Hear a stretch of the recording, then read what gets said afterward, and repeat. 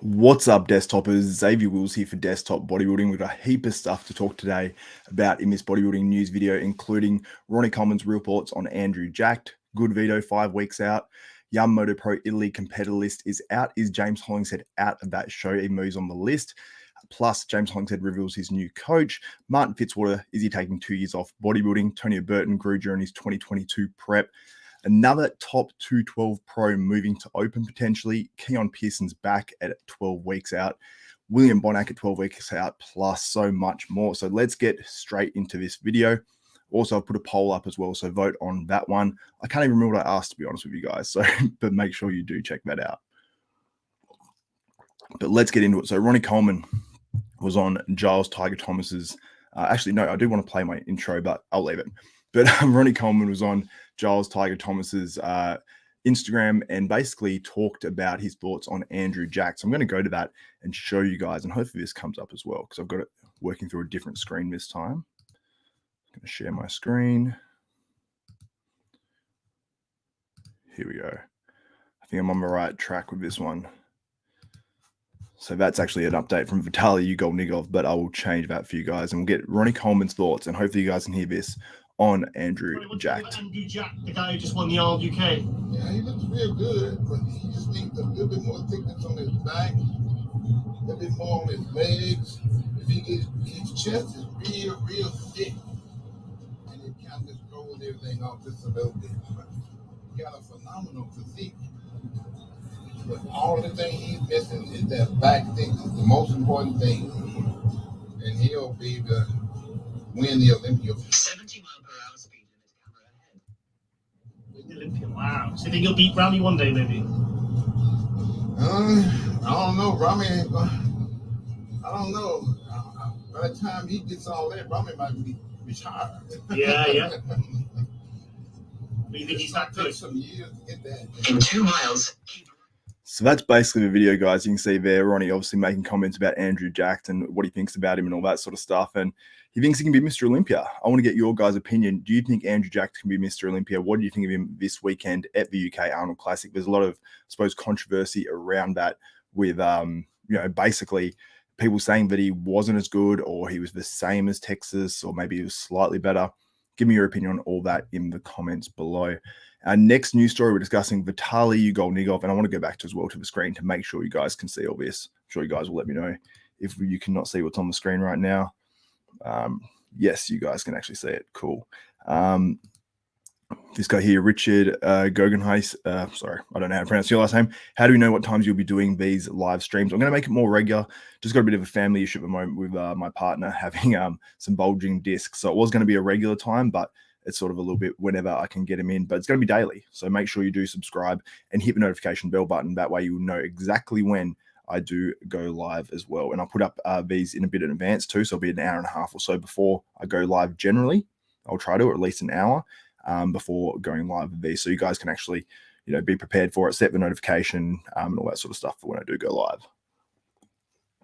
But we're discussing Hugo Nigov, 6 weeks out. Actually, I said 5 weeks at the start of the video. I actually miscalculated because I put an update up last week, and I said out of Italy. Sorry, that's about James Hollingshead. It's actually France, not Italy. Not Italy. I do need to change that on the image and on the title as well. But here is Goodvito 6 weeks out of making that change into the NPC to try to achieve his IFB Pro card. And you got to say, he's looking on. Like, that is an incredible physique update for this far out as well, because conditioning has sort of not been his strong suit. So I'm very encouraged to see him in this sort of condition this far out. And you can see here, Eduardo Correa, who's actually looks like he's making a comeback as well. I'll mention that in another video. Comment on there and basically surprised, but he's actually living over in Brazil. For whatever reason, he moved to Brazil. Obviously, Brazil was very popular. It seems like he has a Brazilian sponsor. I think that Darkness Nation, I think they're Brazilian. So maybe move there for sponsorship. I'm not too sure, but living in Brazil now to prep for his first NPC show, and I'm sure he's going to get into that IFB Pro League. And I reckon in 2023, we'll see him on an IFB Pro stage. But let me know what you think of Hugo Nigov. And there's actually another update as well. I'll bring up that you guys can see too. And that one is here. So he's obviously getting the cupping, which is like Nick Walker special. We always see Nick Walker with these cupping marks. Very easy. He's looking pretty impressive. He's one of these guys that doesn't have a huge like horseshoe tricep that sticks out, but he's got the big arms, sort of like a Ronnie Coleman, how he had that effect going on. But obviously Ronnie had, some of the craziest arms of all time. But anyway, let me know what you think about that in the comments below. Moving on to our next story of a competitor list for the Yamamoto Pro, which is the French pro show, which I actually mentioned was Italy before. I meant to say the France Yamamoto Pro. Here's the competitor list here. I'll see if I can make that a little bit bigger on the screen for you guys so we get a close-up of it. We've got Osama Ashor. I don't know that guy. He's an Egyptian bodybuilder. Lionel Baiki from France. Anton Bippus. We've got Rob Cannon, Jamie Christian Johal, Martin Hernandez from Mexico, James Hollingshead, Patrick Johnson, and Sahan from Palestine. So you look at the competitor list and straight away your eyes go to Patrick Johnson and James Hollingshead. Your eyes also go to Lionel Baiki as well, because Lionel Baiki didn't compete last weekend at the UK Arnold Classic due to visa issues. We're going to see if it's actually visa issues. If he does not show up on stage, I can say it's some sort of other issue and he was always going to pull out of the Arnold UK. Because it says he's from France. He's originally from France. I don't know if he's living in another country or whatever. I believe he's still in France. Then he should be able to compete at this show. But it would be amazing to see him come in and potentially win this one if he can come in at his all-time best or somewhere in the vicinity of his all-time best. I think would be enough to probably take this show. But James Hollingshead, he's on the list as well. Patrick Johnson obviously got second to that UK Arnold Classic. He has to really be the favorite. But if James Hollingshead can bring what he brought last weekend and maybe even a touch sharper, I think that he would probably win this show. So it's going to be a very, very close one if James competes. But James Hollingshead was on his channel and he spoke about a few different things, including coaching and competing in this contest. So I'm going to go to his channel to get his thoughts on it, because I think I'll bring up exactly when it was. I've got the time in my notes. So it's 6 minutes 38. He basically starts talking about that sort of decision to do that or not. Then don't do it. And I wasn't sure how I was feeling. And that is why I didn't do Italy, because at that point I was still very nervous, still very unsure. And I'm still unsure now, like even though I've just had a very good showing and I'm very happy. Listen, I think that's the best look I've ever had. Let me know what you think in the comments. Was that the best look that James Hollingshead has ever had on stage? Because I would say the British Grand Prix was maybe slightly better, but I think he's slightly bigger here as well. So let me know your thoughts on what was better. But I also know that getting it right is very difficult. And the last thing I want to do is step back up there any worse than I've just presented. I want to give you guys better. So I've signed up for the France show, but I'm not going to lie. I'll be honest with you. I don't know what I'm doing yet, because my heart and my body is very much knows that in between shows I need a little bit of reset time, because I can't just immediately switch back on. I could, but I don't think it's beneficial, if that makes sense. What I learned this year is, the volumes of food that I have to eat in order to stay a certain amount of musculature and protect the physique that I have. That tells me that off the back of a show, if I go straight back to like that low food and trying to burn fat and get leaner, then I could be at risk of undoing some of the work that I've done. So basically, James means that if he has to push down low again to get more conditioned, then he could lose some of that muscle, lose some of that pop that he has to his physique, because he had a lot of fullness and a lot of muscle. The show just gone, as you can see in this video here. I believe this one was from pre-judging, where I think James actually came back better at finals. You can see there's still a little bit of water there. He's not inside out. He's not as hard as he was at the British Grand Prix, but you could argue that it was a better package. There's, his legs look absolutely tremendous here. They look enormous, just more size probably overall, but I think I'd like to see this just a touch harder, but it is a balancing act, obviously, for these guys as well. But let me know what you thought about what James Hollingshead brought to the stage at that contest. And I also wanted to go as well to here, because he talks about coaching and who coached him for this contest, and I found it to be really interesting. Secondly, I need to really install some thanks, heavy thanks to Jordan Peters. There hasn't really been a clear story this prep. I wasn't comfortable in my current situation. I just wasn't. I have nothing but love for Pat.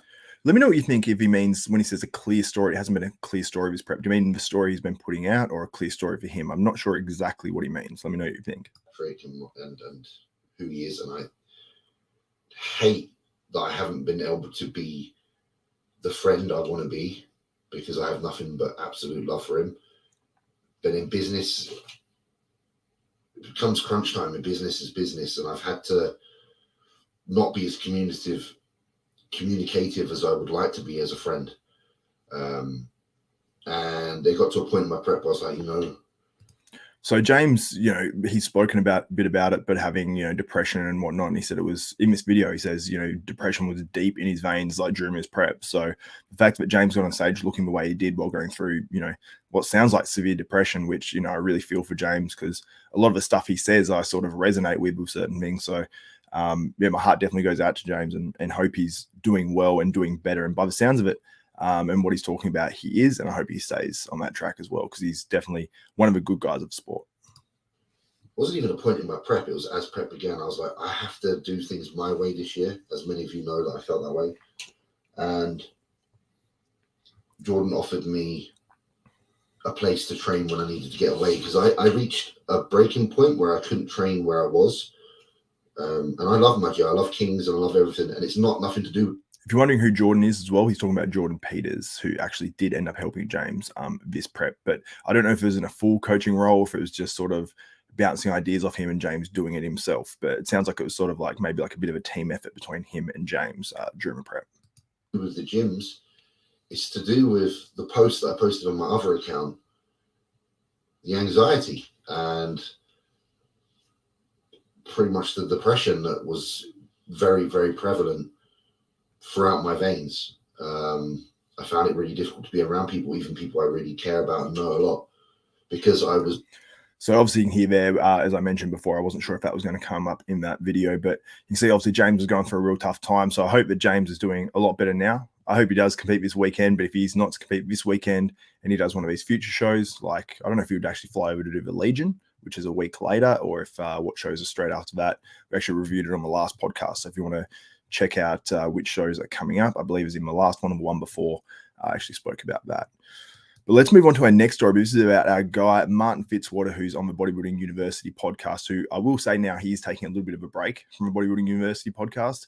I think that, Martin's a guy that goes all in on shows, and I think that, he puts his heart and soul into it, and probably if he's not going to get the result that, he's working towards, it's obviously like a hit to him. So he's taken like a little bit of time off the podcast. It might be a couple of weeks, it might be longer, I don't know, but I'm just, letting him do his thing for now. But this post here, basically, he looks fantastic straight off the plane. He looks like absolutely phenomenal. Like he looks maybe even better than he looked on stage when you look at him. But he mentions, I'll mark down and know that in 2024, going to have a full send food pre-stage or not restrict water so much. 10 to 15 more pounds on my physique is what I need. Arms, chest, adductors, then overall growth will be the plan. With 12 plus months, I'll do just that.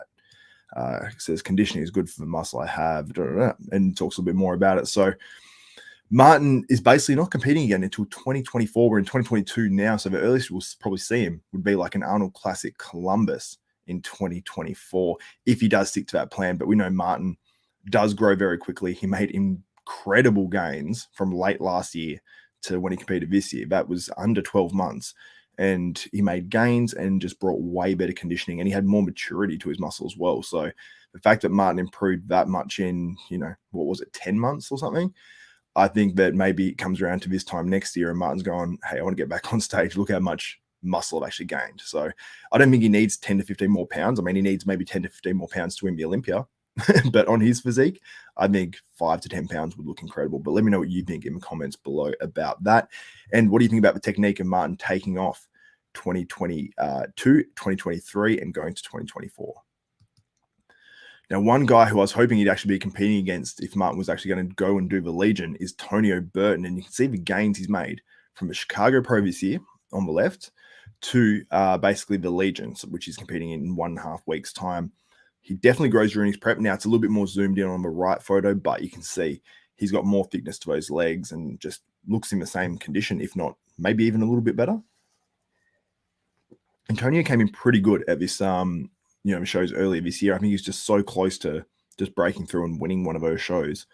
I think maybe he could have just been like a tiny bit sharper or something, but overall, I thought he was really, really good. And check out this update. Like he has that crazy sort of Michael Lockett, Dexter Jackson sort of muscle. It's just looks absolutely insane. Look at this. Wow, like those quarter turns are just crazy. I think he can improve his posing a little bit more, but I think overall he looks absolutely fantastic. Just checking back and making sure that you guys can see what's going on. Cool, you guys absolutely can. And yeah, you can see Tonio looks absolutely crazy. Let me know what you think in the comments. Like, this guy is still fresh into bodybuilding compared to what he looked like when he turned pro. I actually covered that on Desktop Bodybuilding, which was what, 3 years ago. Turned pro at the same show Nathan Epler actually turned pro at. And these guys have made huge gains, and Tonio's just gone to an absolute another level. So I'm very much looking forward to seeing what the future holds for Tonio. If he can keep that waist in, improve his posing, and just keep improving his physique like he has been, Tonio is going to be up there in Mr. Olympias. I have almost no doubt about that. Okay. Do you rate physiques, David, the future? I'm getting a lot of requests for it, so we might have on the new listener podcast we've got coming out, we may do some rate your physiques. I'll answer all these questions as many as I can at the end of the show. And also, if you want to drop a super chat, then I will make sure 100% I will get to your question as well, feature it on there, even if it's just a comment. I'll make sure I do that. I got a few actually in the last couple of videos, which is really, really cool to see. Anyway, let's move on. We're just, moving on to discuss, I believe it's someone else that may be doing the same thing as Tonio Burton did, moving from 212 to the open. And that's Angel Frias Calderon, 11 weeks out of Mr. Olympia. It's a little bit over 11 weeks out, weighing in at 229 pounds, a wink and then fire. Now, he doesn't mention anything here in hashtags about 212 or anything. I asked 212 or open.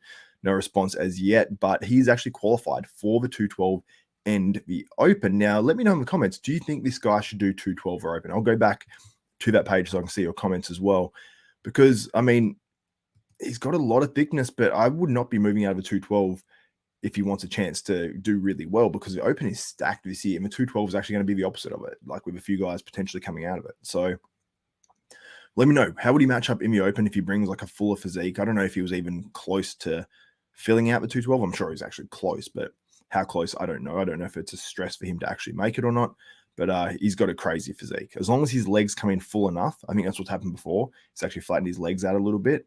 So if he can bring those legs in full enough, at least this full, with this craziness on his upper body, he's got one of the thickest chests out there. Thick back, you know, big. There's nothing really lacking. Like, that chest is, along with the Keane Williams, that is the biggest chest in the IFBB Pro League. Hands down. But yeah, let me know. 212 or open for Angel Calderon. Now, let's move on to our next story and discuss a guy in the 212 who's hoping to win that 212 Olympia as well, and that is Keone Pearson. I'll bring his photos up in just a moment. He put up a back update, and it looks pretty nutty. Like, his back looks like it's improved a lot. Very, very impressed. He says 11.4 weeks out. So, I mean, assuming it means 4 days. So 11 weeks and 4 days to that 2022 Mr. Olympia in December. If he can bring that in, I mean, we see updates from Keone all the time, and he looks so crazy impressive. But if he can bring this in really, really tight, like if he can get another level of conditioning, I'm sure he's sick of hearing, you know, if he can come in this condition, he'll do really, really well or whatever. But it's what it comes down to for Keone. As long as he brings enough fullness with crazy, crazy conditioning, then, you know, it's game over for a lot of other competitors in that 212. Is he there yet? I don't know if he'll be able to get to that level yet, but I think he can get right up there in the 212 Olympia, and I want to see it. I want to see him up in that top 5 battling these other 212 guys. But you look at his physique, and he looks like a straight Mr. Olympia.